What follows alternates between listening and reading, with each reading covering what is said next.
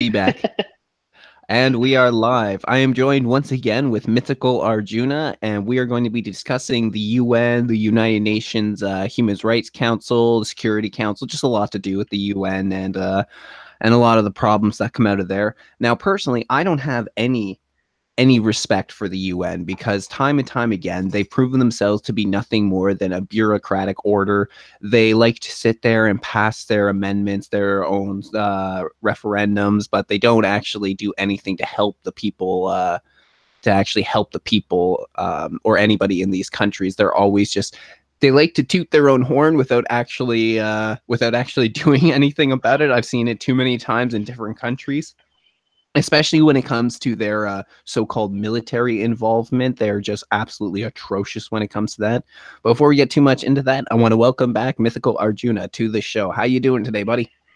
Oh, it's great to be back. I'm doing great. And let me just say, after hearing about sexual assault allegations against Trudeau or sexual misconduct allegations about Trudeau, like it just when I read that, it just made me want to dab on the air. So like I'm dabbing now. So good to be back. Let's get on let's get on this.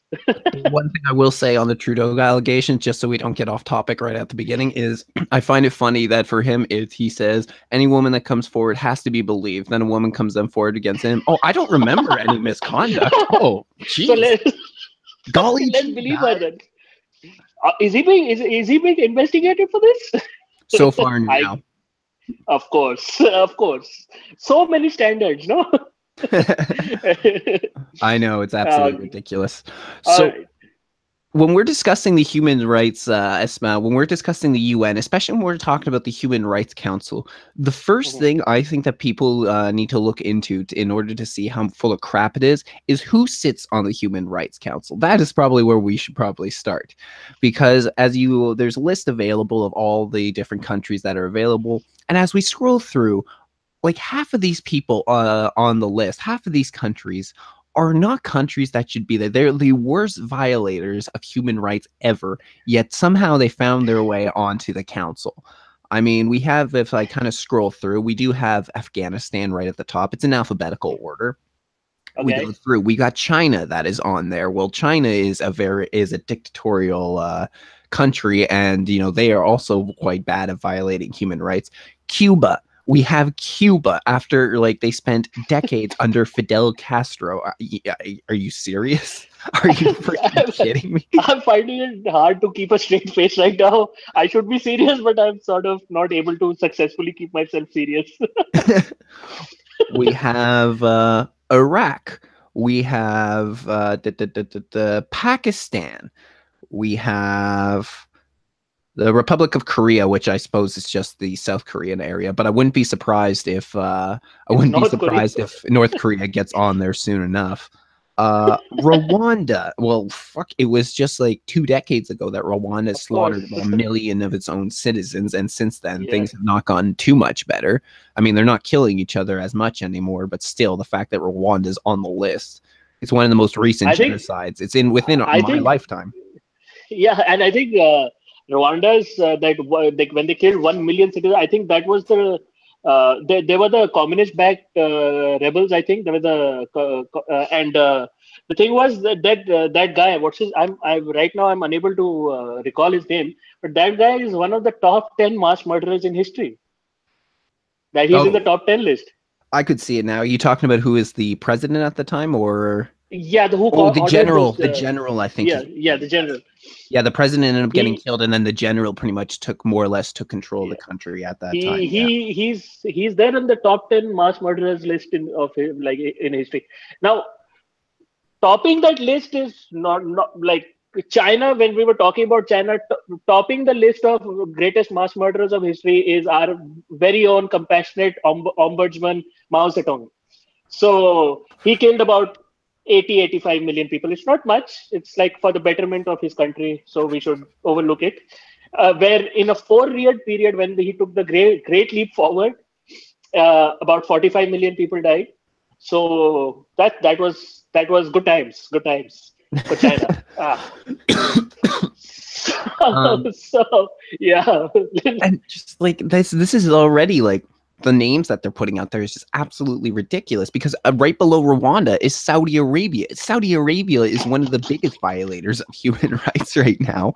We have South Africa. Well, anybody who's not paying attention to the mainstream media and doing a little bit of their own investigation knows that The the white exodus, farmers. white exodus, that things have been happening for a long time now. Yeah, exactly. And not to give too much credit to Russia, but Russia seems like they're one of the only countries that's actually willing to take on the people from South Africa, because otherwise they're just all being slaughtered down there. And I've heard some atrocious stories: whole families being butchered, like children having the Chelsea grin cut into their face and stuff. Like, Yuck. it's absolutely atrocious, some of the things that are coming out of there. Yikes. No, Uh, but see, if we go down the list, like there'll be some, like it'll be an entertaining like half hour going down the list of members of like Algeria and all these countries are the part of, like mainly Islamic countries which have a history of oppression. They are somehow the star members of the Human Rights Commission and the High Commission for Refugees. That's another beauty. These two in concert, they work, and the UN is like, I don't know which direction is going. This is the reason why the US is withdrawing from the Human Rights Council, like because it's become a mockery of basically everything it stands for, the UN. So yeah, let's go down this list a little bit, like in a more detailed manner. Maybe we'll like sort of unfold and let's try and understand what goes on there. so you want to go right from the top, eh? Yeah, so the first country you said was Afghanistan, right? So so Afghanistan, yeah. Af- so Afghanistan is, I would say, a victim, right? Afghanistan is a sincere, genuine country which is trying to better itself. Right, they have a civilian government. They have an army which is under the civilian government. They have all the hallmarks for a democratic nation. Right, they have a willing population, able population, everything. Like no foreign power. The only problem they have is of terrorism, which is as of now sponsored from the either the Middle East or from Pakistan or Central Asia, one of those places. So Afghanistan is sort of getting better on its own, with help from developed countries like US and its neighbor India and all the countries interested in democracy and stability in the region. With their help, Afghanistan is getting better. So Afghanistan is just a victim. That's the only thing I would say. And they, Moving on from Afghanistan.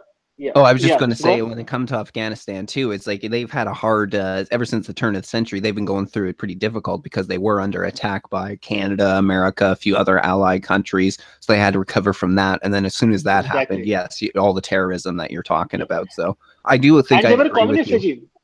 And they were a communist regime for the longest time. So yeah. Then moving on from Afghanistan, what was the other country? Next country you said on the list was Angola. Angola. See, I would say there have been problems in all these countries in Africa, right? But main you said moving on was China. You said the main country after that. Algeria has a problem with like Jews. They massacred their Jews. They exiled their Jews basically. Like they pushed out the Jewish community from Algeria. Like all these countries where Islam has existed, they have pushed out the Jewish community. So Algeria, Angola, I'm not sure too much about Angola, but about Algeria I know. So and there is a problem there.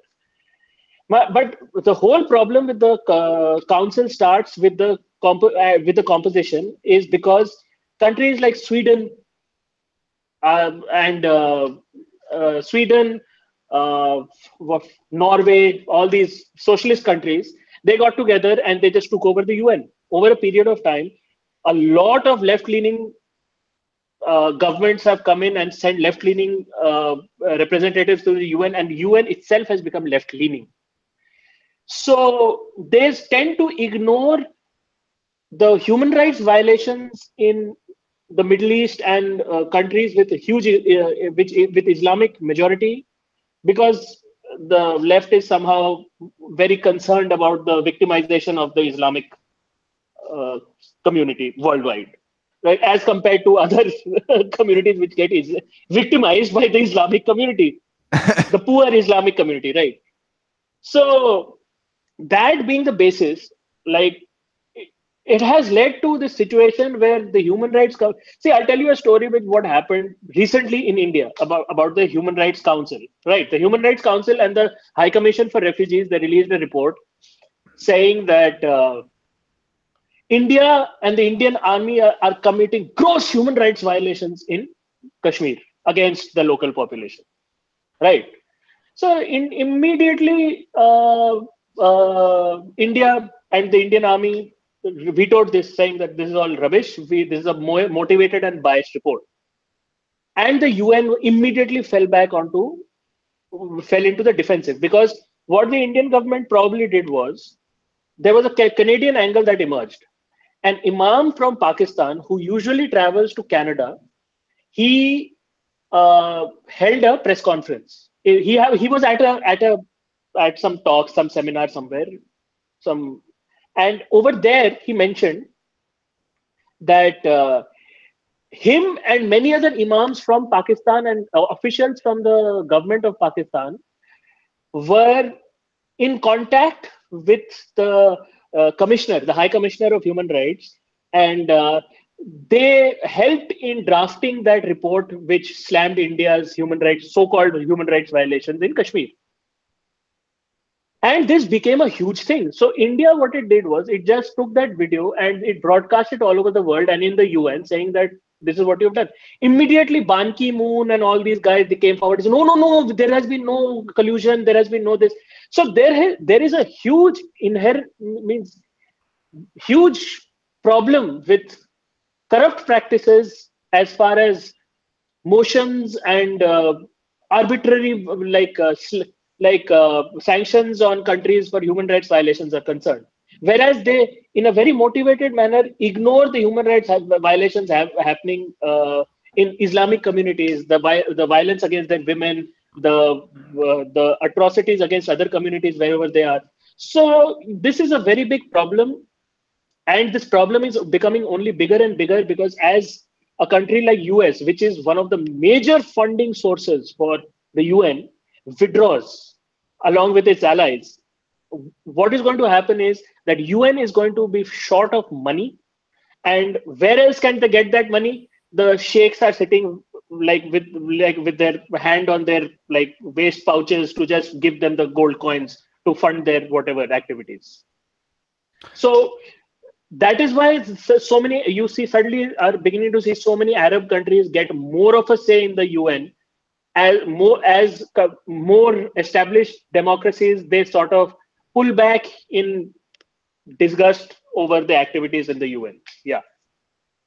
Yeah, I've seen some of this too. I mean, one thing that I don't know if it was necessarily part of the UN though, but recently they were talking about. There was an article over here. It was talking about how these Indian population had lynched. It was Muslim.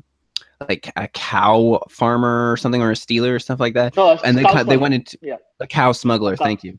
Yeah. And they were going into great detail about like how atrocious this was, blah blah blah blah blah. But then it just brought, when I was reading this, I was just thinking back to the conversations that you and I have had in the past, where they had taken cows in the middle of a Hindu holiday, take them out in public, and slaughter them right there in order to, as a big fu to the Exactly. Hindu population there. So I was reading this and I was like, I just couldn't believe it, because I was thinking, like, I don't think they really know what's going on over there. I mean, you've talked about before how some of the people who work for your family live in some of these areas where it's a large Islamic population, and then they're actually worried about whenever they got to pass through it because they can be attacked, or sometimes if they are Hindu, they are getting attacked simply because of that. Exactly. So.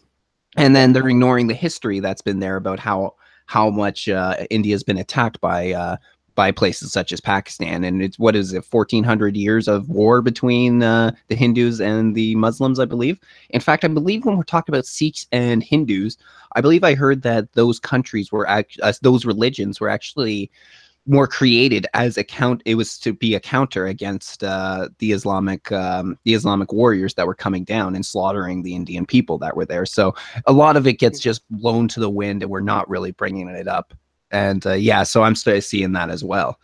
As I kind of look down this list more, one thing I also see is we got Brazil on this list. Now, about 2 months ago, roughly, I ended up, I was on another stream with some guys. I need to go back and see them again. It's called the Red Eye stream. And they had a woman who was from Brazil that was starting to talk about all this, everything that was going down. And she was Mhm. saying how these days in Brazil, like the grocery stores were starting, like it was going very socialist. So the grocery stores didn't have enough food for the people. People were fighting in the grocery stores just for the last bit of food. Her father was very sick, and he was sick and he had the flu, I believe. He's about 89 or 90 years old. So the flu is very deadly to people at that age. And because their healthcare system was so overburdened, he was considered. They labeled it from a red, yellow, green system. So if you're not too bad, you're considered green. If you're really bad, you're a red. And he said her father, her 90-year-old father with the flu, was considered a green to yellow. So this sort of shows where their situation is in Brazil. So Brazil is also one country that's starting to go down at the moment. No, Uh, another thing about Brazil is I'd like to mention here is that in Brazil there is a gross violation of human rights in another sense, in that somehow the Portuguese descent, the descendants of the Portuguese, the white Portuguese, are somehow the upper class of society, and the Negroid population is the lower classes. Then the tribal population is considered to be lower classes economically, because the tribal population and the blacks and all, they are not doing as well as the white Portuguese.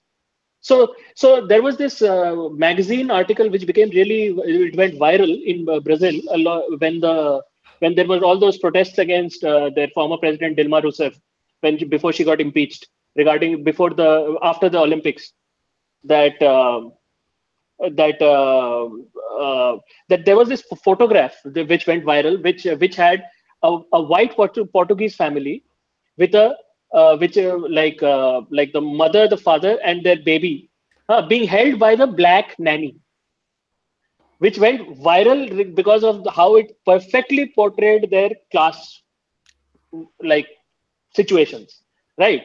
Because nobody is talking about the gross violations of human rights that are happening in left-leaning countries with left-leaning governments like Venezuela, Nicaragua, Brazil, Chile, whatever they may be, Honduras, all these left-leaning governments, wherever they are, there is such a like a deprivation. The people are living in extreme poverty and deprivation, and they're suffering to no end because of their criminally negligent policies. Nobody talks about this, and then they take these countries and put them on the Human Rights Council, which is not sort of, which shouldn't be like, it's like, it's unconscionable to me, to a normal person who is not even in government or in any political position. It seems to me, as a common ordinary person, unconscionable.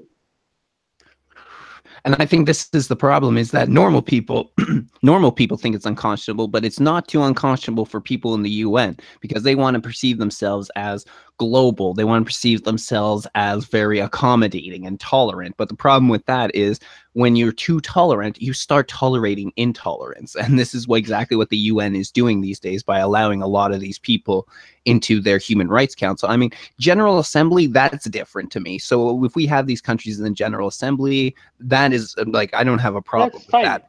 But we're talking That's about fine. human rights here, which is, these are some of the Yeah. biggest violators we have ever seen. China, again, where everything we saw throughout the 20th century in China, and even to today, the things that they do is unbelievable. Because there's one thing that China's been doing recently is, well, we already know that they've got their cameras set up so they can monitor their population, but now they're working on facial recognition technology. And this technology, what it does is, it's a absolutely insane piece of technology, because it can recognize, I think in 1 minute, 3 billion different faces. In fact, there was a guy who ended up going to China. He was going to test out the system. I think he worked something out with the government or something like that, but he didn't Mhm. say when he was going. He just kind of showed up in China one day. Took him 20 Mhm. minutes to find him. This is exact. Wow. And this is some Big Brother type shit from George Orwell's 1984. It's exactly what they are doing. I'm just waiting for the cameras to start coming in their personal residence now, because that was one Wow. thing in the book that they talked about how you had a panel there that could watch whatever you were doing. I'm just waiting for that to happen in China. Not to mention the Dude, cities live in smog and just constant air that is pollution. like Big Brother, dude. That is insane. I get like cheesed off with my navigation, with my GPS navigation when like I would be driving on the middle of a bridge, and would say, now please turn left. I would say, hell, buddy, I can't do that. So like this is that hell level shit you're getting into where like that's insane if they have that kind of facial recognition technology. That's like one of those like big Hollywood action movies. They have that kind of thing, no, where the villain has access to some big government technology and stuff like that. That's weird. Did you hear that? Yep. What Okay. was that? Sorry, I kind of forgot, but I think they're doing a fire alarm test today. Whenever it starts up, I'm just going to mute my mic so that way people don't have to Okay. listen to that. It's actually better though, because sometimes they do it where they just blare the alarm for like 5-10 minutes. Yeah. No, it's okay. We'll get through. We're global. We're a global community. We'll get through this. So who do you have on the chat here? Stan. We have Stan, who says Oh, impeachment of Rousseff was a sham.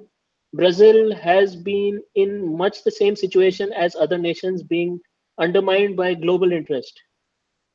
One, they have self-driving cars. You won't have a choice but to turn left. Nice one.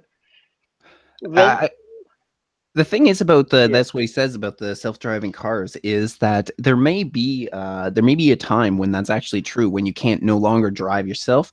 And this may actually in some regards be safer with less crashes, but I wouldn't like that, because I like to be in control of my own fate. So if I was behind the wheel of a car, I would rather be the one driving than letting some computer drive, just even if it was supposedly safer. I don't like that Wow. idea. Yeah, that's like if you have a self-driving car, that's like ultimate laziness, basically. That's ultimate laziness. That's like you have gone way beyond any like sort of boundaries of decency which kept you from being that lazy. Like Well, driving a car is one of the joys of life, right? You'd like to drive from here to there. Like that's one of the joys of life. But if you have a self-driving car, that's like you just give up, kill yourself. Well, one thing too is I find is with this technology thing, the way we're going, actually, one thing I saw as a pretty plausible future is, if anybody has seen the movie Wall-E, it got to the point where the humans were just these fat blobs on moving chairs, and the technology did everything for them. And I could just see that happening, it's already like in some ways happening. I mean, America has an obesity problem. Canada is developing an even more obesity problem, and many other countries are having this problem as well. So that's a future I Yeah. see is going down. Oh God. So getting back to the UN thing, like we were talking about, like these gross human rights violators being on the thing, right? Like there's this Geneva-based organization NGO called the UN Watch, of whom they have this star commentator on the Human Rights Council called Hillel Nua, right? This is like from the Israelis set it up. That guy, I love seeing that guy's videos when he sits in the Human Rights Council and he just blasts the the Human Rights Council, saying, dude, what are you doing? So like the most fun I had was when the UN Watch organization, they took they were able to get their hands on the son of a Hamas leader, right? Son of a Hamas leader, and they got him to they made him sit in the Human Rights Council, and they made him talk about what Hamas has been doing in Israel and in Palestine. Like you should have seen the faces of all the countries, like the Iraqis, the Iranis. They're all sitting there, like the Saudis, the Qataris, the Kuwaitis. The, everybody was sitting there, and it was like mayhem, because these guys were there turning around and looking at this Muslim guy talking crap about Muslims. So they were very confused. I don't know if I've So seen yeah, that video before. it's a hilarious video. You should check it out. I'm forgetting the guy's name. He's the son of a former Hamas leader or a current Hamas leader. I'm forgetting. But yeah, but it tells volumes that Israel has to set up its own organization to somehow be an independent watchdog for a human rights council, which is supposed to be an independent watchdog. That speaks volumes. It speaks volumes. Like there is there can be no sadder incrimination for the Human Rights Council. There can be no sadder incrimination. Yeah. We're seeing what they're doing right now. I mean, again, we're going through the list of everybody that's on there, and this also extends to the larger UN too. The way their conduct in a lot of these missions has been absolutely atrocious. Now, some of their humanitarian missions have actually been better because usually that's providing more food and medical supplies, so that's a little bit easier to do. But one thing for me that always that really destroyed any faith that I had in the UN was after I researched what happened in Rwanda. Now, the first thing with that was I actually first became aware of it by seeing the movie Hotel Rwanda, which was a very good movie, very disturbing, but it was very well done.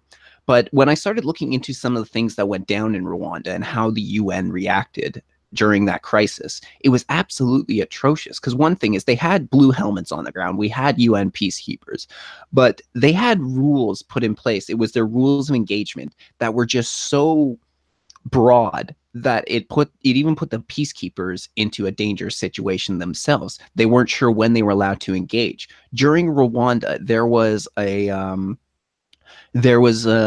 10 Belgium peacekeepers that got into a firefight, I believe, with governmental forces. Now, what ended up happening was that they were pinned down for about 2 hours. In that time, the Belgians they either barely returned fire or didn't return fire at all, because they weren't even sure in that situation if they were allowed to, if their rules of engagement allowed them to fire on their attackers. So what they ended up doing is, after they were pinned down for that length of time, they ended up surrendering to the governmental forces. They turned in their guns, and what ended up happening right after that was they were lined up and they were executed on the spot. So these 10 Belgian soldiers were brutally put down, and it was all what had to do with the UN. The UN then also, like, their at the time, it was I think it was Colonel. I can never remember the guy's rank, but Romeo Dallaire was the guy who was leading the UN peacekeeping mission there. Now, he was seeing everything that was going on, and he he kept communicating back to the UN, the General Assembly, the Security Council. He kept telling them, like, this is a genocide, like, the people are being slaughtered. We need to do something about it.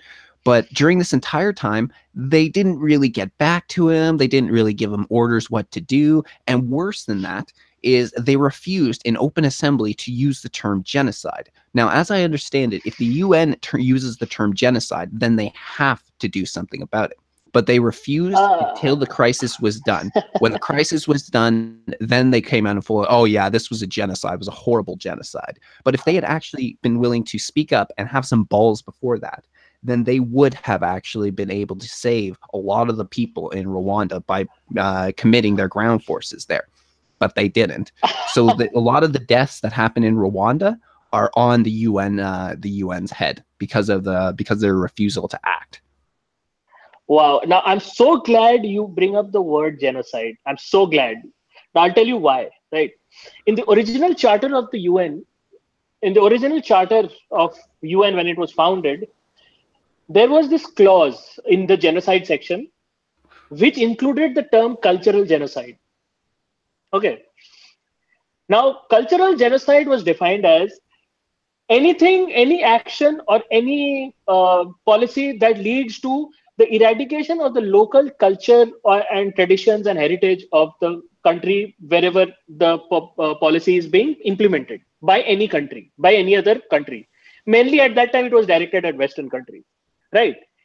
The UN General Council, what they did was they removed that clause from the Charter of the UN.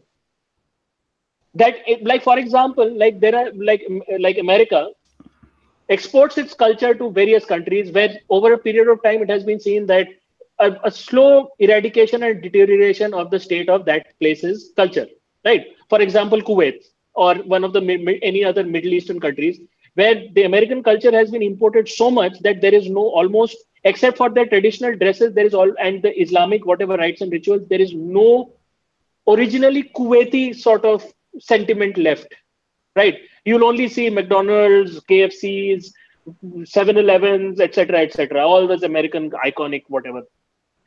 Now, now, and that would have been very difficult if America would have found it very difficult to sort of export its culture had there been a clause of cultural genocide, right? So that is one example of corrupt practices, let's just put it that way. And I'll give you a second example is the liberation of Goa from the hands of the Portuguese. Right, the liberation of Goa in India, which is currently a state in India. Now, Goa was held by the Portuguese as a Portuguese colony, and immense human rights violations had occurred. The Goan Inquisition, etc., etc. It's just terrible, right? There was a huge Christianization of Goa, just wanton mass murder that happened in Goa over 200-300 years. So after India got independence in 47, India told Portugal, vacate Goa. Goa is an integral part of Indian territory, vacate. So Portugal, over the next 13 years, 14 years, what it ended up doing was, it went to the UN again and again, trying to block this proposal, that India, block the retaking of Goa by India. They claimed Portugal, like Goa was an independent, integral part of Portugal, this, that, whole bunch of things, right? What ended up happening was that in 1960, I think it was 60 or 61, I think it was 60. In 1960, Portugal like dared India, like throw us, like I dare you to throw us out. Something like that happened. So what India did was, Portugal at that time had 800 troops stationed in Goa. No air force, no navy. Like they had 2-3 boats at most. 13 years, right? And but the thing was, they had backup in a place called Mozambique, like across the pond here. They had a colony in Mozambique where they had some, I don't know, some few thousand troops. Now, what India did was, India overnight surrounded Goa with 45,000 troops and sent in like 3-4 squadrons of the Air Force and a couple of squadrons of the Coast Guard. And they retook Goa in a few hours. Right? And they didn't kill the Portuguese, of course, they just captured them. And that was a massive loss of face for Portugal. Now, what was happening in the meanwhile in Portugal, in the UN was, Portugal convinced a bunch of Western countries in the Western country members in the UN, and they got, there are resolutions. Those resolutions are still available on the net. Resolution 1501, 1503, where resolution after the resolution, the UN in an emergency session was passing during that conflict with between India and Portugal. Resolution after resolution they were passing. No, Goa is an integral part of Portugal. Another example of very suspicious like practices while passing resolutions. Like, how are you passing, like some other countries, what Goa is not an island, it is part of the mainland of India. How can you claim that a piece of land which is part of the mainland of another country across the world is an integral part of your territory? How can you say that? You can't say that. So at that time, so India just bulldozed through their way through, and we had to face sanctions for years because of that.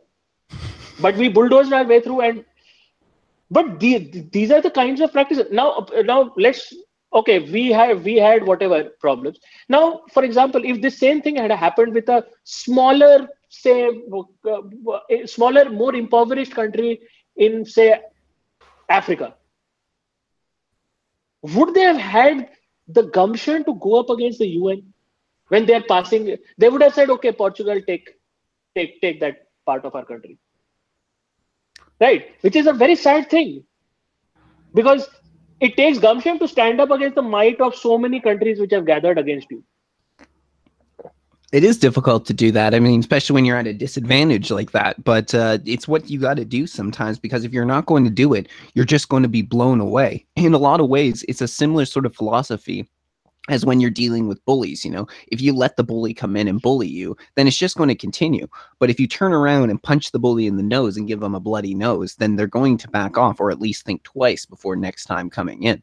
This has been shown a few different times throughout history. In fact, we're going way back with this one, but I mean, even in a lot of ways, that's what happened in Germania with the Romans, because the Romans were trying to go into Germania, and when they went in, they just got their asses handed to them. So the Romans actually did avoid Germania for a little bit because of this reason, and there's plenty of other examples we can use. That was just the first one that came to mind. But I don't believe a lot of these countries would have had the gall to do the same thing if ever put in the same situation again. No, I don't think so. No.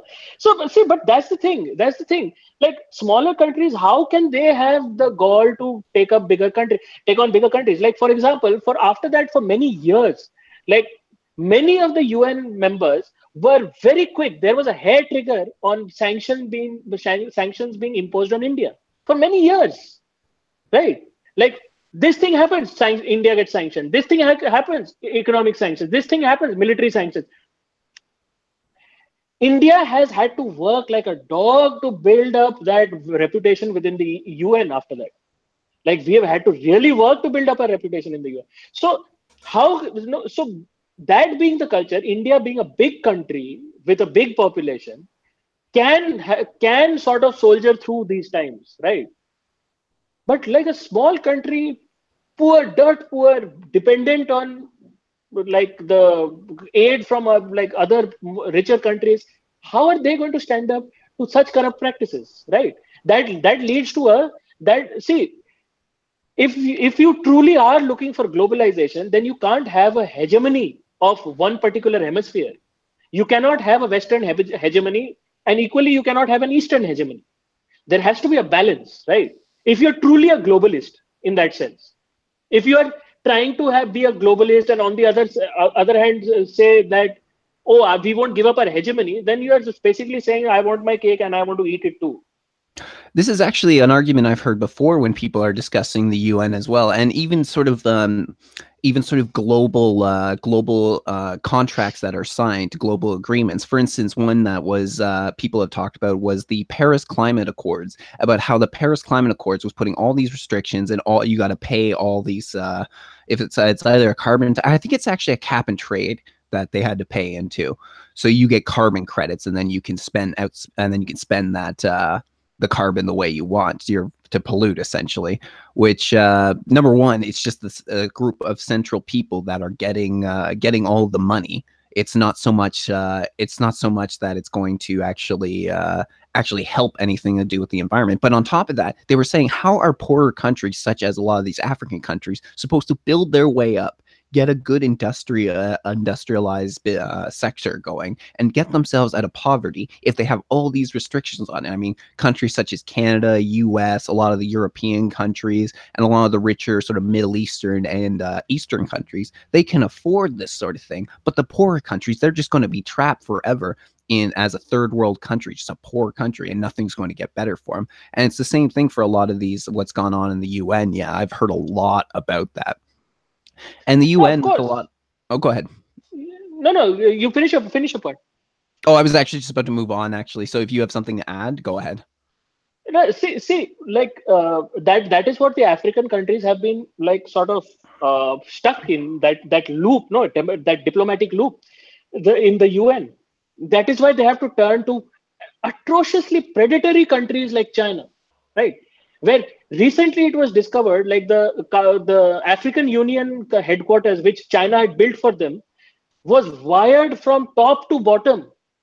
It was wired. They were drowning in bugs. The Chinese intelligence agencies were monitoring the African leaders. Oh, Jesus So that Christ. is, yeah. So, and then if you see, because if you are, it's like this. If banks won't lend to you, then you have to go to loan sharks or the mob. And So this is so sort it's of that exactly principle. the idea we have right now is they're going to the loan sharks. They're not going to the banks themselves. So which is an atrocious situation where you should be. If, where see that just means that you guys are just pretending to be like uber compassionate. So which is which has to be looked at. See, like right now, that is what see that is why the UN is in such a tizzy right now over what Trump is doing, because Trump is really like taking it to the UN in that sense. Like his way is a little confrontational, but he's saying that you guys are bullshitting us. You're taking our money, and then you are like for example, the UN suddenly started an investigation for on about war crimes on the US Army, brought by some Muslim African lawyer, human rights lawyer, so called. War crimes in Afghanistan by the US Army. Are you come on? Come on. So if you are taking our money and then you are investigating us only for war crimes, then what's going to happen? So yeah, that's all I had to say about that. Yeah. But the other thing too that sort of reduces the amount of support that people have for the UN when they kind of look into it is also a lot of times who they support. Now, Stan in the chat, he brought it up a few minutes ago, but he was talking about the white hats and how there's this support for the white hats. Now, there's been all sorts of, they've been glamorized, you know, in the media. Netflix did a documentary about them, talking about all the great work that they do. You know, they go in and they rescue after bombings have happened. But there is a lot of bad shit that have been around the white hats. For instance, they've been associated with Al Nusra, I believe the group is called, which Yeah. is an affiliated group of Al Qaeda. Like they've been caught doing committing war crimes themselves. Like there was an article that I came across. I think it was actually just yesterday. Let me just see. But pretty much it was. It showed that the white hats had actually assisted in beheading a Syrian man with I think it was Al Nusra, or maybe it was Al Qaeda, but anyway, in Syria with one of the rebel groups. They ended up beheading him with it. And there's also been Wow. evidence that people have gone into. I've got some stuff here. Hold on, I'm just going to share my screen. Let me just quickly. Crap, how do I? It's been a while since I've used Google Hangouts, so I'm trying to remember how to share my screen. There's a There it is. okay. There it is. Got it. Uh-huh. Uh, okay. So here we have a picture of the white Uh-huh. hats that are standing right next to Al Qaeda as they're celebrating a victory. Now, why would they be celebrating a victory with them if they're supposed to be remaining neutral in the whole situation? Another thing that actually sort of, if this wasn't enough for people, the one thing to me that I did see, which is enough, is that in the documentary they did on the white hats, we can see you can see right here this flag that was on there. It was I believe it's an Al Qaeda flag. Yeah, it's an Al Qaeda flag, and that was sitting right on their wall, which is well, in this is one they put out. You can actually see it if I just go back enough. The white helmets are the government aid workers or what? They're supposed to be a non-government organization, and they're just supposed to be Ah, neutral. They don't have they don't go they help both sides, whoever gets injured, and I suppose their more focus is on the Br- oh, there it is. bro, There it I is, could right tell in the you background, right stories there, about top NGOs. I could tell you stories about NGOs, right? Like how NGOs work hand in hand. Like we remember we had the discussion about like how NGOs were connected to terrorist groups and revolutionary communists in India who are trying to like sort of destroy the country. Yeah, I do remember They that. work in that exact same way they work across the world, where they go to some of the most devastated areas of the world, and they like go and then they join hands with some of the worst people, because these NGOs are basically front for basically either intelligence agencies, foreign intelligence agencies, or some group somewhere funding something, usually religious groups. And actually, one thing that I've also come that was pointed out to me. There's a Mhm. guy that is my. Oh, I just noticed that my camera's off for some reason. Hold on, let's see. There we go. One thing that was pointed out to me too very recently is there's a guy that I've over the last couple months that I've started doing a couple streams with him. Actually, I kind of met him on the. You remember when we were working on the whole Canada 2020 thing?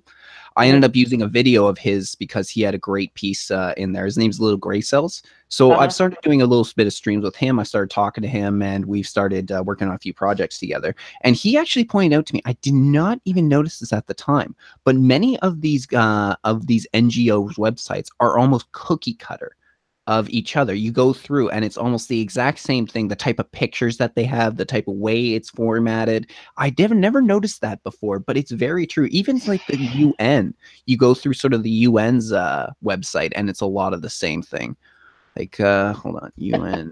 Like if we go through the UN refugee I think it's the agency, is it? It's just they No, no, all look HCR, exactly the UNHCR, same. UNHCR. You mean the Refugee Agency of UN? It's High Yeah. Commission for Refugees, UNHCR. Yes, you're right. Yes, the High Yeah. Commission for Refugees. You are absolutely right on that. And we'll just sort of scroll through, and they do the exact same thing every time. Oh, Dude, there we go. It's I think just you these got are the so sort of they have a database of such pictures somehow. Like they're like, okay, for let's see how many tears we can jerk out of our audience, and they get an appropriate picture for that. Like, let's go to Africa, let's take a picture of starving children, show it to these like guys who are ridden with white guilt. Let's get that donation moolah going. Like that is terrible what it is practices. a lot of times. It's like a scam. It's almost like one of those like what I don't know. I wouldn't call it a Ponzi scheme, but some kind of like scam. It's it's a con. It's No, not it become a con. absolutely is. It absolutely is because a lot of the money that gets thrown out there, they say we need this amount in order to do something. For instance, like we need $3 billion, we can feed every single child around the world. Yet many of these organizations receive a lot more than the amount that they need. Yet some reason they can never finish their mission that they're trying to do. They can never feed all the children. They can never give all the resources to these people. They're finding ways to siphon off the money for themselves to make themselves richer, while at the same time they're just pulling at the heartstrings of the people of the world. I say I don't know how much of it is actual embezzlement or how much of it is incompetence in managing monetary resources or having unrealistic goals. That somehow it's become a money pit. It's become a black hole for aid. Like whatever the UN touches, there is hardly will you ever hear a UN program being successful. When was the last time you ever heard a UN program being successful? Because it is not economically viable to sustain programs over decades and decades and decades and no apparent change, right? Like they used to be more blatant about spending money, about like popularizing and advertising their causes. Like in the 80s, 70s, 80s, early 90s, they would have these like huge music stars like either Rush or Toto singing their songs about Africa and all that to sort of get these programs going, right? So like yeah, so these are mostly I don't know. It's become a con. I don't know. It's like Hillary Clinton's Haitian visit. What? Sorry, say that again. It's basically like Hillary Clinton's Haitian visit, right? She went to Haiti, and then Clinton Foundation got a whole bunch of donations. Yeah, it's probably become like that. See, but mostly the thing is about the UN is that it's become a leftist playground, right? It's gone hard left and it has been like that for decades. And as long as it remains leftist, there is very little hope for any meaningful exercises in actual aid work or actual sort of nation building. Because these till it is leftist, it will only be a sort of what do you call it'll be a PR exercise. That's all it'll be. Basically the programs that the UN like runs today are basically like a justification for why it exists in the first place. Like we have all these programs running. That is why it is important that we exist. It's become like that, and And as far as human rights are concerned, what about the Rohingya Muslims, right? They were crying about the Rohingya Muslims, not mentioning one fact that the Rohingya Muslims were involved in terror activities in Burma. That's why they were being kicked out, right? Hmm. So they give money, they cry about the wrong people, the wrong reasons, and then they double, triple, quadruple down on these bets and drain and siphon away even more resources from whoever is footing the bill. Till date, majority of that bill was being footed by the US. Now US has said no, thank you, sir. And how long will it take for, like for example, majority of the soldiers in the UN peacekeeping forces are supplied by India, right? There is a huge percentage of soldiers which is supplied by India. If India today turns around and says, okay, you're talking shit about our army. Okay, this army is supplying your UN peacekeeper forces, and then if India recalls its troops, what do you think is going to happen? Right, there'll be a shortage of troops in the peacekeeping forces. Then how many programs are you going to support with your peacekeeping forces? How successful do you think you will be in Congo, for example? No, absolutely. And this is also this is one thing that I'm waiting for now that the US has pulled out. I'm waiting for them to start asking for more money from the rest of the nations that are involved with it. But like you've already stated before, it's just more or less a Ponzi scheme. It's an idea of how to get the world's money and how to keep them in control. Because this is one thing that that I don't like to see is, especially right now, is one thing recently, Doug Ford ended up meeting with Justin Trudeau. I think it was probably about 2 weeks ago, and in there Mhm. they were kind of had a little bit of an argument about the people who are crossing the border. And then Justin Trudeau started going off and talking about to the press about how he had to explain to Doug Ford about our UN commitment to taking in refugees. Now, it shouldn't be the UN that's deciding this for the other nations of who you take in, how many you take in, but this is what they're doing. They're trying to dictate to all these countries, take away their sovereignty to make decisions for themselves, and that way they can sort of remain the ultimate authority in the world. It just they Yeah, really more or less they want to be the new world order, if I can use that.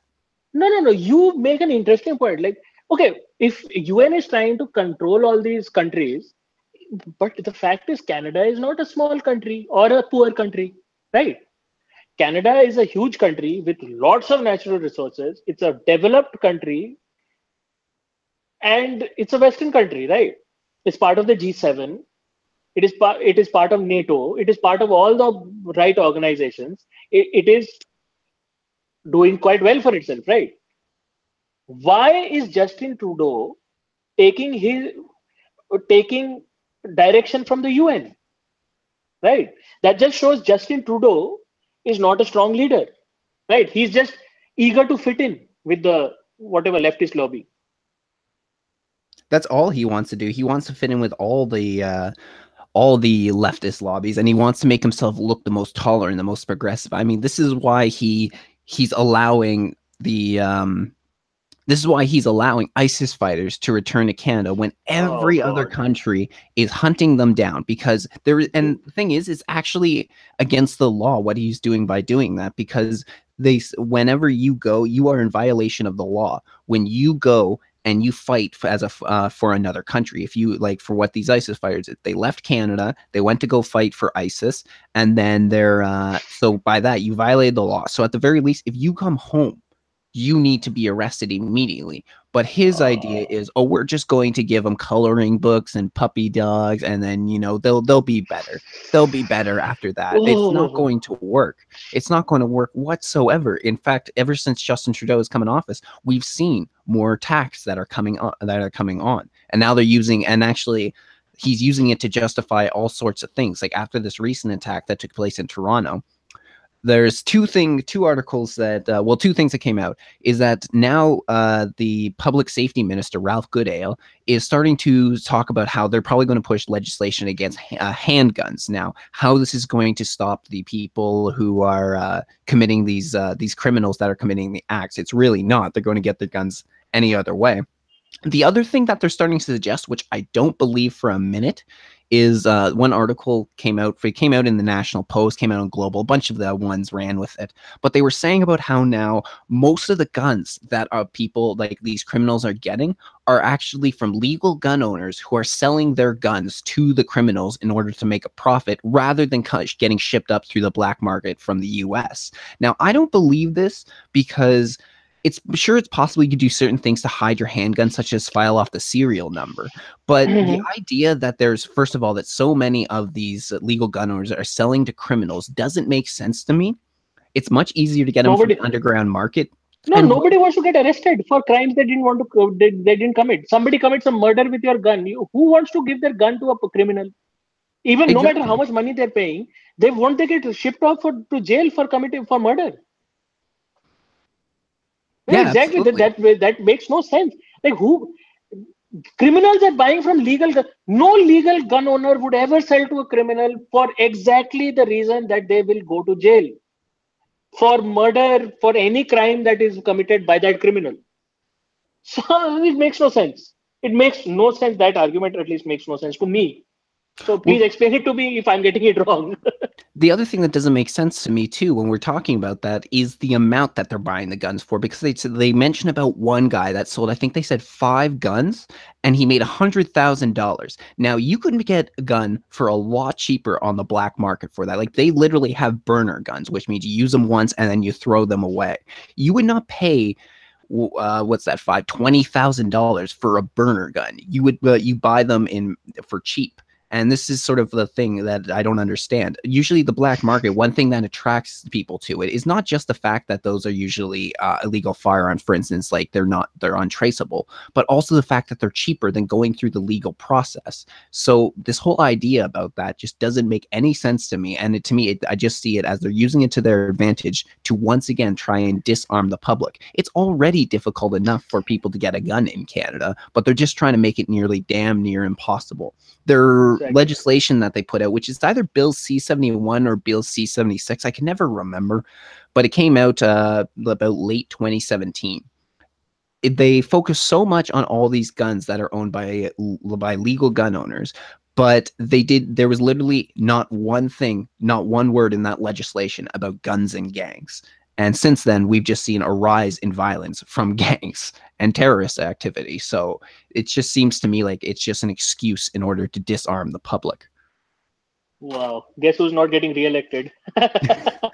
I sure as hell hope not. I really hope not. Look, yeah, it's looking like, at least from the outside, it's looking very unlikely that Trudeau will get re-elected. It's looking very unlikely. He's gotten into this like a fist fight with the electorate. Like it's not going to end well for him. It's not going to end well for him. A fist fight with your electorate, it's not going to work.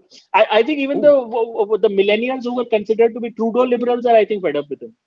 So I don't think he's coming back. And actually, So Stan in the so chat brings up a good point. He says a lot of legal guns that are used in crimes are actually stolen in home robberies. I completely uh-huh. forgot about that, but that's a very good point. Yep. Yeah, absolutely. So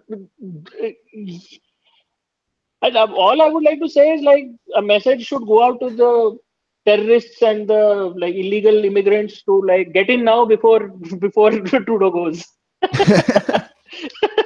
No, I mean that very sarcastically.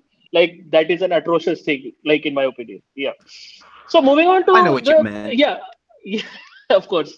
Another thing when you mentioned, like, whenever a government like comes up with these bills and all, you'll notice in many countries they always cite UN statistics somehow, like UN statistics, like on your country about how things are going about in your country, right? How is the UN going to have accurate statistics about your country? They can have at best an outsider's perspective on your country with some statistics, but how can they have definitive statistics about your country, right? Like, there were a few incidences of rape in India during a certain period when there was this huge UN cry about India being unsafe for women. whole bunch of UN statistics came up and said UN is saying India is the rape capital of the world. No, right. Canada is higher on the rate of rape than India is. And mostly to So that would due to the population difference than anything else, because India yeah, has what, 1 billion people in their exactly, country. and billion people, and there were apparently 224 or 25,000 reported rapes in that 1 year, right? Multiply that by 10, you will still have 250,000. Let's say 300,000 rapes occur, right? In that same year, the US recorded so the CDC figures say that 1.3 million rapes occurred in the US that year, or sexual assault, which is by any metric would suggest that India has a much smaller rape problem than many other countries, right? I'm not trying to malign any country, but yeah, but for political gain, many parties end up who have similar ideologies to the people who administer the UN use UN figures to sort of defame their own country. So UN figures are being misused like that also, I would say. Like, there it is not only the Human Rights Council or their charter or whatever, it is also their statistics and the way they gather statistics and the studies that they put out which are being misused. And sometimes UN also like it has been seen that UN also puts out studies in a very motivated manner to defame whatever is going on in the local whatever polity. So that is also another big problem that the UN has, which people don't usually discuss. Have you noticed something like that in Canada? I'm sure like UN statistics are thrown about in your country as well to justify Oh, many things.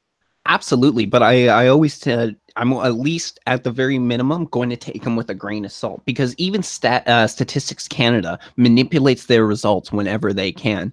I believe it was Edmonton.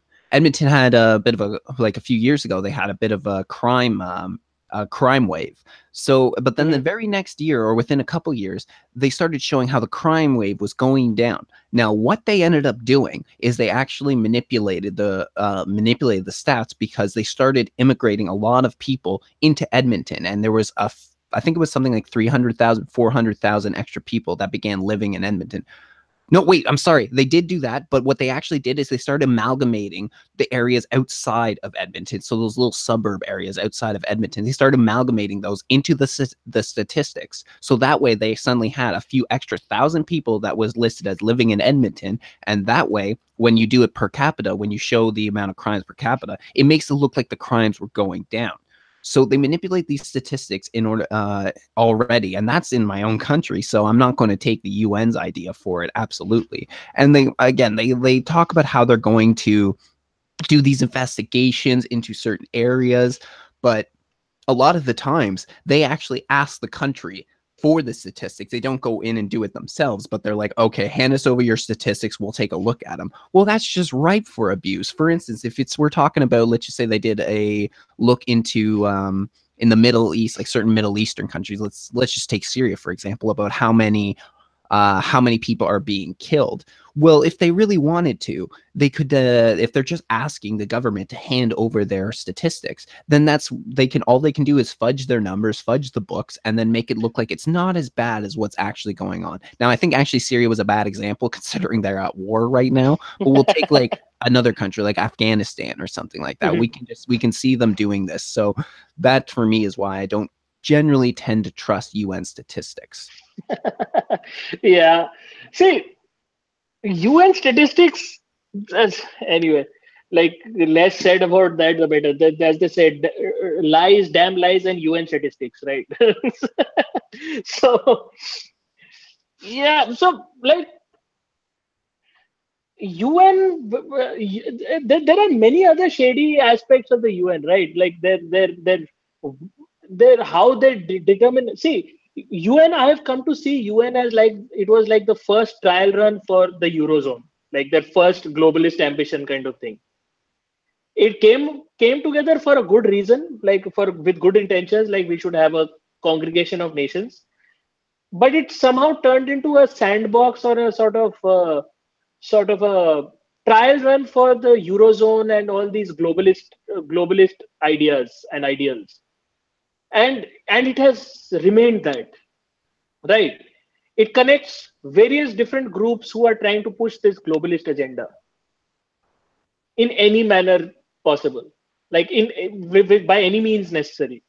And you will notice that in various countries, NGOs, leftist groups, political parties are all somehow aligned with this. Like they look to each other for support. I would say that. I don't know if they're like like that would be a conspiracy theory, but they look to each other for support, right? Like the left in one country will message the left in another country. Let's work in tandem on this to create a certain public perception. So there are many problems with and many of the UN's procedures and processes are not transparent. So there is a huge problem of obfuscation. There's a huge problem of transparency. Like, and the funny thing is that these are the guys who are deciding how honest other countries are, how transparent other countries are. So that like it's like a thief is judging a cop on how honest that cop is. So that doesn't work.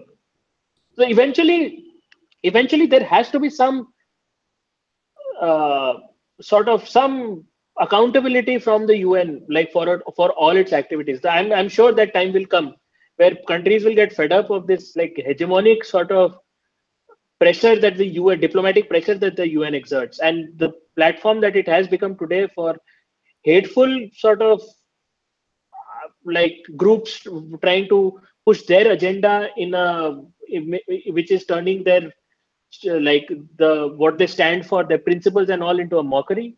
It's a bleak outlook for the UN. The UN might not survive for too many more decades at this rate, unless there is some huge sweeping change that comes through. I That's think that's my that's my I think yeah. there's going to be an exodus of Western countries because right now this is where it seems to be a lot of the focus is on. They put it on Western countries, but also on top of this, they tended to hit. They go after small little individual problems. See, they're not going after so much what is a systemic problem in the country, but they'll start talking about the way the country is dealing with disability, people with disabilities, the way they treat their elderly. These are all problems that would be, or they're poor. This is all problems that would actually be more better handled by the country themselves, and the UN should be going after the big fish. This is sort of was the idea of the UN when it first got started, but they are completely changing the way they do things, and I just see it as a way to sort of tear down these countries. So I don't think that we're going to see a huge exodus by Middle Eastern countries or some of these countries that are in violation of a lot of human rights. But we're actually America was probably the first one, and we'll see if they come back or not. I don't know. Maybe if Trump got voted out in the next election, then maybe the new president would. If it's a democratic one, I could see him re-entering the United Nations. But I think there's going to be mostly a exodus of Western countries because also while we're seeing around what's happening around the world, especially in Western countries, is a lot of the standard politicians are now not getting into office. We now see how these outsiders are coming in a way. That's kind of what Doug Ford was. I mean, his family they've been involved in politics, but they were never sort of part of the political dynasty. I wouldn't really say. They were kind of just more the outsiders. They were always kind of given a hard time by the press, and it was usually the people who liked him, but not so much the seasoned politicians. And this is also Trump was like this when he got voted in. He was just a guy who came in from the outside. We're seeing it in Italy now because they got a new. I think they have a prime minister, and their prime. Yeah, they do have a prime minister, Mhm. and now this new prime minister, he's going against a lot of the things that would typically be. Um, a character of seasoned politicians. For instance, he's completely more or less shut the doors in Italy to a lot of these asylum crossers. We see Hungary is one of the countries that, and Poland also, that are just not abiding by what the EU is saying. They're not really abiding by what the UN is saying. So I think this is going to continue, and this was at least attempted in Britain when they did their Brexit. but that is pretty much seems like it's just being a shit show right now. So I do believe that we're going to see a large exodus of Western nations from the UN, and then there's just going to become the UN is really just going to be an area where all these people who violate human rights are just going to come together and sort of toot their own horns and make them seem like they're such great people in such great countries, just so that they can go back and do it all over again in their own countries. First of all, Bold's in the chat. I see. Hi, Oh, Bold. What's up? Yep. And like he should enlighten us about the one-man war Hillel Neuer is waging on the UN Human Rights Commission. Anyway, yeah, Western countries like Western countries would be like very hard pressed to sort of stick around in the UN if it starts becoming a drain on their resources, right? Like it's like the same socialist policies which socialist governments implement in their in their countries, and which leads to economic ruin. Like the socialists have this idea that somehow everybody else will pay for their policies, and they will keep paying infinitely, like till whenever they feel it is necessary, which cannot be. Like every country has limited resources and limited financial capability, and they will contribute as such, right? So it has to come. See, like for example, like Britain is in dire straits, right? After Brexit, it is in dire straits. So Britain can ill afford expensive UN to fund expensive UN sort of missions here and there. It can only do so up to a point. Even though it may be a rich country or whatever, even though it may have a budget surplus as of now, but the fact is, it can only sort of support the UN so far. No, especially after Brexit, because it has to figure out what's going to happen in its for upcoming future. It has to figure out trade deals. It has to figure out whatever, a whole bunch of stuff. It has to employ its people. It has to figure out social schemes for them. A number of reasons why a country has to watch its treasury.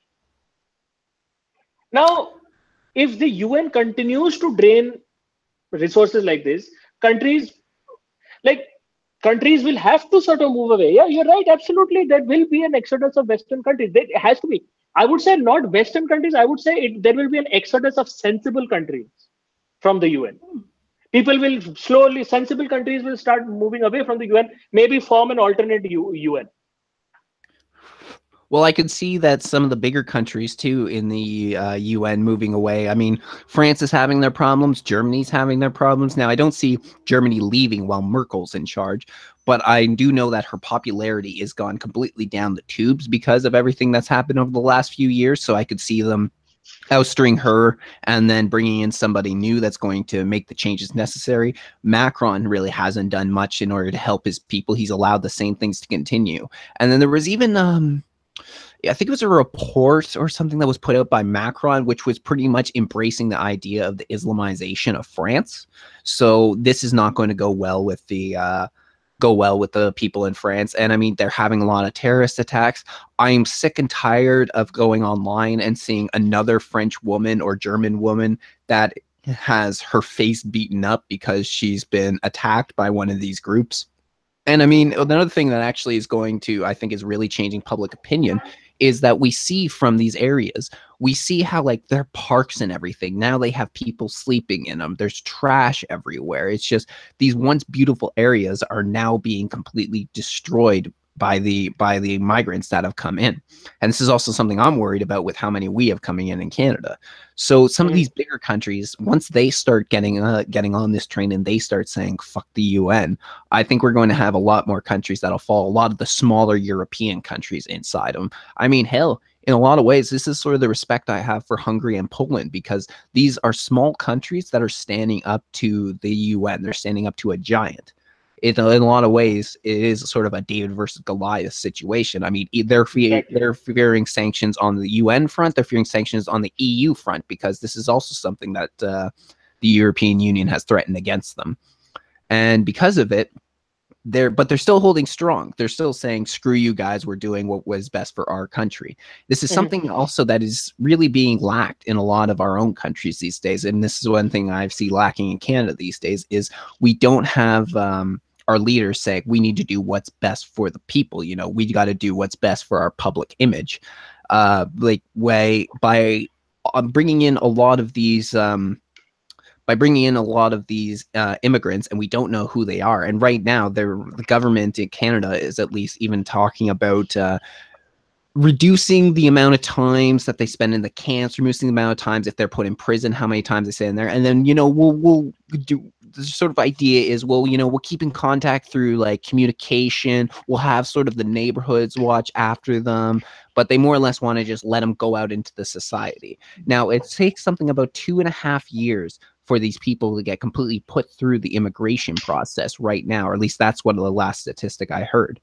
So in that time, there's a lot that can happen, and we have all sorts of people that are crossing our border right now. And this is the same problem a lot of other countries are facing. So we don't have a government that is really looking after our best interests, but they want to do what's best for what looks good at the UN, which is also why I think that Justin Trudeau wants to put he wants to put Canadian soldiers in Mali because he wants his seat back on the Security Council. So he puts them into Mali, which right now is one of the worst UN missions that's ever been undertaken. At the moment, it's got it's been maybe a month or so since I checked, but last time I checked, it was like 170 peacekeeper soldiers that were killed over there. And the German troops that are just got traded out for the Canadians, which I guess officially, I think it's sort of like officially the German helicopter troops are out of there at August 1st. But they're just saying that in all their time there, nothing has changed. It's just a horrible mission. But Justin Trudeau's willing to put 200 Canadian Forces members over there in order to make himself look good on the UN stage. This is also my other problem I have with the UN is that people would rather satisfy them than satisfy their own people. What like that? That's see, you have to agree. Like this refugee crisis, this tsunami of illegal immigration is one of the biggest problems of our times right now. It's in modern times, it is one of the biggest problems of the last 10-15 years. This has somehow become one of the, apart from terrorism, this has become the second biggest thing. Now, who's to say another big problem like this of some other nature may not crop up in the future, right? Right. From terrorism now, there's also the immigration crisis. There may be some other crisis in the future, right? So this has to be like like for example, yeah, here Perseus Gold says, do you think an alternative UN could result in desperate members of the original UN going to war to keep people in? I mean, that would be extremely childish, but yeah, you could never say never. Never say never. Right. A second Brexit vote is only gonna piss the UK off even more. But yeah, but Theresa May is trying for that, right? That's what Jacob Rees-Mogg is desperately trying to avoid. You'll see even more vote for it, and if they do it in my way, yeah, you might be right because whatever doubts they had the first time might have been wiped out with and Theresa May. So there are issues with the UN. You were saying about Mali. Yeah, there are n number of military missions which the peacekeeping forces have gone to and like which have turned into like dumpster fires. So yeah, there are interesting comments in the comment section. Let's go through them. All right, we'll go through them, and then I'm probably going to have to sign off because I do know that I've got a job to do Uh-huh. with my boss at 1, or at least he's picking me Uh-huh. up at 1, so it's about almost 12:30 now. So we'll take a look through the chat, and then we'll sign off. Okay, so like, all right, people, get in your best questions now. I see Perseus Stan, Gold. go Perseus ahead. Gold says, Stan, it is floating around that the Ministry of Indian Affairs in Canada is going to allow people a 132nd Indian to claim status because there are not enough pure Indians left to count for statistics. Holy crap. And What? Actually, this kind of brings me back to something I heard just a few days ago, which has to do with when we're talking about the migrant crisis. They've apparently the Canadian government now has also changed the some of the claims that can be made.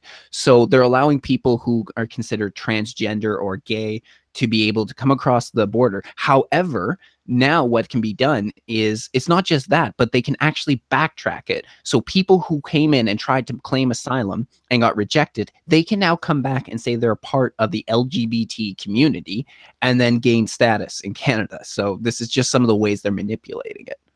Okay, so that's basically an like a clarion call for all those who want to like cut off their their bits to sort of get into a country. Wow, Yeah, that's exactly.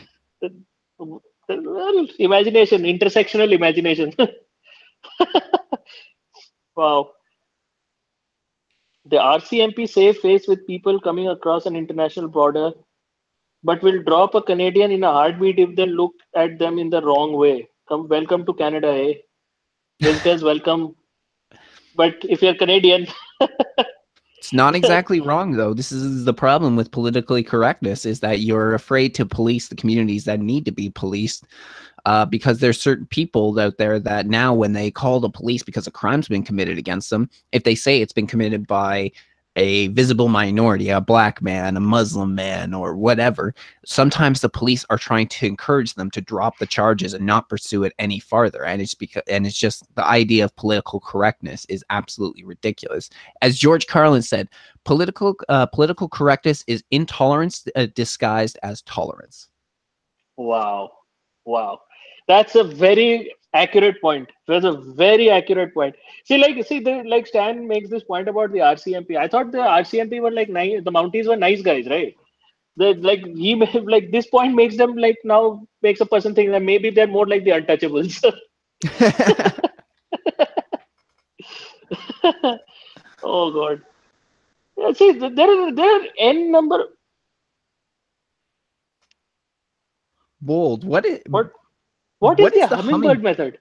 I was just about to say that. What is the hummingbird method?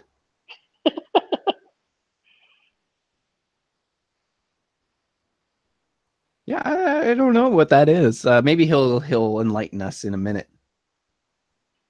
Mhm. RCMP is a paramilitary organization. Next you'll say that it's an unlicensed, well-armed militia. Way to go, Stan. Way to go. I don't even think Canada's allowed militias. I would have to look into the law on that, but I don't believe that they can legally have militias over here. Damn it! Sometimes Bold is, what's that? Bold says, check out the second to last video on my channel. All right, I'll have to go through that. Wow. Even his references require homework. Which means how educated is this man? More than me. Definitely more than me. Yeah, but Stan Wow. is right about that, about the RCMP. He says they have the same ranks as the Army. It's true, they do See, have. I remember I told you about like what Tariq Fateh had to say about the RCMP and CSIS, right? I forget right now. What was it again? Like, like, Muslim groups in Canada, they invite their local RCMP senior, whoever is there, to their cultural programs, right? And then they have that great biryani, and they'll have those like nice song and dance routine, and they'll say like, look, we are having such a great culturally good time. There's nothing to see here. Move along, move along, move along. That's the kind of thing. Like, and these RCMP guys, they get hoodwinked by these guys, and they don't realize the fact that the local Islamic whatever cultural get-togethers are sort of hotbed for a whole bunch of wrongdoings, which get ignored, like especially on the extremism front. So yeah, there is a problem with, see, an RCMP probably also has no choice. They have no cultural training. They don't sort of invite moderate Muslims to learn about what is the right way to approach any social problems that may be happening in the Islamic community, to stem the this budding terrorism problem. So yeah, you won't have a Toronto, you won't have 13 people gunned down by a psychotic Pakistani guy if if these measures are taken. But then who listens to moderates, right? Moderates don't shout loudly enough. Moderates get left in the wing usually. So I think by Yeah. maybe part of the problem is they might be just be too accommodating, trying to find to both sides. But the thing is about when we're moderates too is a lot of people I've heard that don't like moderates whatsoever. But I find they're necessary. It's a buffer zone between the two wings, between the right wing and the left wing. And whenever you lose the center, I think that's when you really get into a lot of political strife between people, which is we are losing the political center in Canada. They're going I wouldn't even say that the conservatives or the right wingers are going too extreme. It's just the left wing is going too extreme. The Liberal Party is supposed to be a center left party, and they're not. In fact, in a lot of ways, maybe not so much Far left. anymore. Yeah, but when Far underneath left. Tom Mulcair, I would say Uh, that they were more left than the NDP. Now, underneath Jagmeet Singh, I'm not so sure. I think maybe Jagmeet Singh has brought it farther back towards the extreme left wing, but there's still we have two far left wing parties, and then we just have our conservative party, which really are the center right. They still, have, I wouldn't say they've moved that much, but because of this, we're having much more political friction over here. yeah, but see, like one thing I'll say about Jagmeet Singh is even though he has alleged ties to the far left and the Khalistani groups and all that, there is see how socialist can you be wearing a $5,000 suit? That's my question, right? Jagmeet Singh wears these suits which are worth thousands of dollars. They're like these pristine suits, which which will put any Armani enthusiast to shame. And then you call yourself a socialist. Don't think that I don't think he will gain as much time because there is too many contradictions in what he says or tries to do, right? So I don't think. See, Tom Mulcair might have been a more effective left winger because Tom Mulcair looks the part. Jagmeet Singh doesn't look the part. So there will be. Uh, I won't be surprised if the NDP uh, sort of fades away after a while under the leadership of Jagmeet Singh, because what I can see is that any of those like Trudeau liberals who get disillusioned by Trudeau, some of them might go towards the NDP, the rest might go towards the PC party. But I don't see any other alternative emerging. Like the crazy ones will go towards more crazy, which is towards Jagmeet Singh, and the more sensible ones who like over a period of time have been red pilled, so to speak, will go towards the PC party. That's what I can see, because Liberal Party will lose its votes.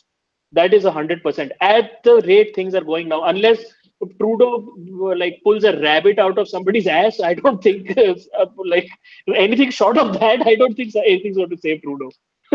No, I don't think so either. Although he does whatever he can to make himself look good, because I know that after what ended up happening with Trump at the G7, he ended up getting a little bit more support after that because he was like pretending like he was actually standing up for Canadian interests. But the way I saw it, it was just Trudeau causing a problem in order to make himself look tough, but he was actually making the problem worse. I mean, since then, we've just gotten into more of a tariff battle right now, which I still am kind of on the belief that the American tariffs that they introduced on the steel industry was much more than necessary.